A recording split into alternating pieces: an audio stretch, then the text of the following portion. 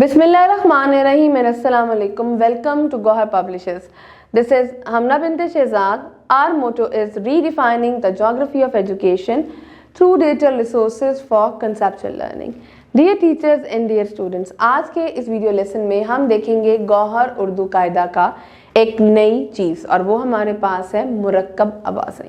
मुरक्कब आवाज़ें यानी कि वो वाली आवाज़ें जब हम हरूफ तहज्जी को मिलाते हैं भारी आवाज़ के साथ। भारी आवाज़ हमारे पास जैसे कि ये है की बनी होगी, इस है की बनी को जब हम हरूफ तहज्जी के साथ बनाएंगे तो मिल के जो आवाज़ बनेगी वो आवाज़ कहलाएगी मुरक्कब आवाज़। इधर हम आज के हम वीडियो लेसन में दो आवाज़ें देखेंगे, भ की आवाज़ और साथ हम देखेंगे अपनी फ की आवाज़। तो पहले हम देखेंगे भ की आवाज़ का तारुफ और उसकी पहचान। भ आप स्क्रीन पे देख सकते हैं भेड़, भ भालू, भ भिंडी।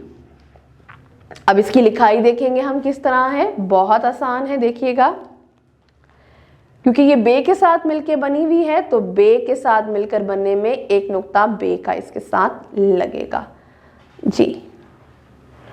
अब आप अपनी बारी में देखिएगा, ये अब हम देखेंगे इसकी लिखाई। इसकी लिखाई देखने के लिए बहुत आसान है। हम सफ़ा नंबर 94 को देखेंगे और सफ़ा नंबर 94 हमें कहता है बहुत आसान भेड़। यहां से शुरू करते हुए हम इस तरह इसको लिखेंगे, आसान है। इसको फर्दर हम मिला सकते हैं छोटी आवाज़ अपनी मसवत्ता साजी के साथ और यहाँ से हमारी अल्फाज साजी भी बनेगी क्योंकि भ एक नुक्ता है आपके पास आसान तरीका लिखने का।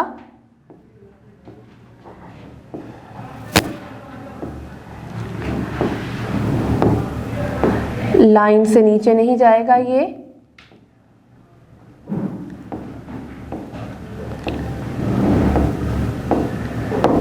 एक नुक्ता साथ लगेगा एक एक।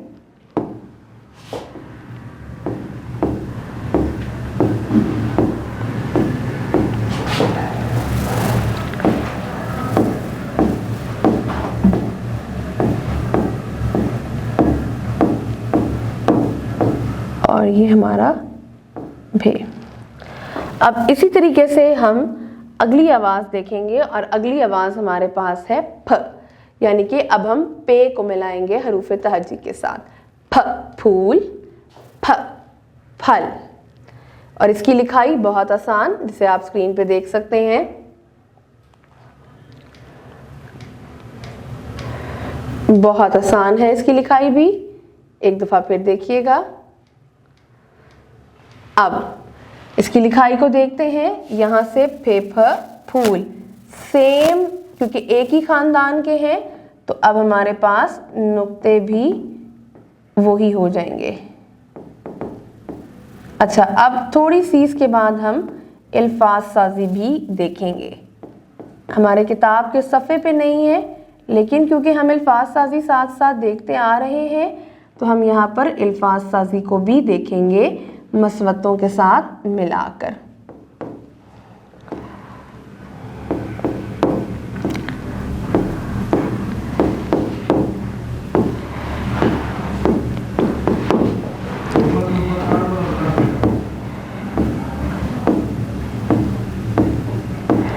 अब सबसे पहले जैसे कि हमें पता है कि भे की हमारे पास ये शक्ल थी, जब हम इसको मिलाएंगे अब अलिफ के साथ यानी कि भ आ, तो क्या हमारे पास इसको लिखेंगे कैसे, हम इसको लिखेंगे इस तरीके से भ। अब अगर हम इसको लाम और वाव यानी कि लाम और मसवत्ता वाव से मिला देते हैं तो हमारे पास क्या हर्फ बन गया, हमारे पास हर्फ बन गया भालू। इसी तरीके से अगर हम अलिफ की बजाय भ को वाव से मिला दें यहाँ पे तो बन गया भूल। ठीक है, अब इसी तरीके से फ अलिफ, ठीक है, फ और अलिफ, ये 3 नुक्ते हो गए तो ये बन गया फा। और अगर इसको हम मिलवा देंगे वाव के साथ और लगा दिया लाम तो ये हमारा बन गया फूल। बताने का आपको मकसद ये था कि हम इनके साथ भी मसवते लगाकर अल्फाज साजी कर सकते हैं और हमने करनी है।